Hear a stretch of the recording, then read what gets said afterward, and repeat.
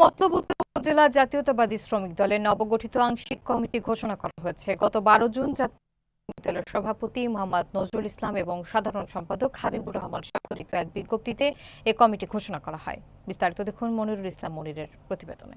নতুন কমিটিতে মোহাম্মদ আব্দুল মালিককে সভাপতি, মোহাম্মদ হজরত আলীকে সিনিয়র সহ সভাপতি, মোহাম্মদ নাসির উদ্দিন মৃধাকে সাধারণ সম্পাদক, মোহাম্মদ খোকন ব্যাপারীকে সিনিয়র যুগ্ম সম্পাদক এবং সুজন প্রধানকে সাংগঠনিক সম্পাদক করা হয়। আগামী 30 দিনের মধ্যে পূর্ণাঙ্গ কমিটি জেলা কার্যালয়ে জমা দেওয়ার নির্দেশনা দেওয়া হয়েছে। কমিটি ঘোষণার পর রোববার বিকেলে উপজেলার লুধুয়া প্রধান সড়কে আনন্দ মিছিল বের করা হয়। লুধুয়া নয়াকান্দি বাজার থেকে শুরু হয়ে মিছিলটি ডক্টর মোহাম্মদ জালাল উদ্দিনের বাড়ির সামনে গিয়ে শেষ হয়।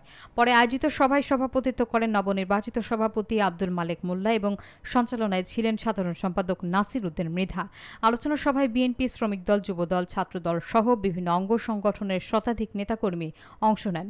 বক্তারা কমিটি গঠনের জন্য কেন্দ্রীয় সদস্য ডক্টর মোহাম্মদ জালাল উদ্দিন সহ সংশ্লিষ্ট সকলকে কৃতজ্ঞতা এবং শুভেচ্ছা জানান।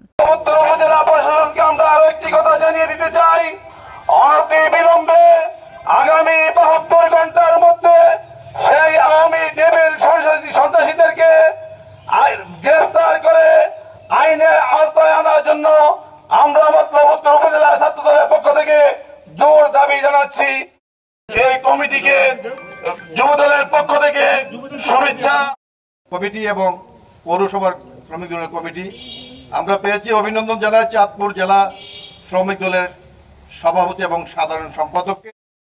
প্রিয় সাথী বন্ধুরা, আমার একটু আগে আমার সহযোদ্ধা জামান যে কথা বলেছেন, শ্রমিক দল এবং কৃষক দল আমার একটা সংগঠন মতলব উত্তর উপজেলা যুব দলের আইকন।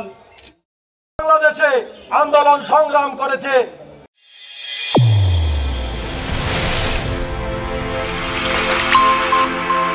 চ্যানেল A1 হৃদয় রেসপন্স।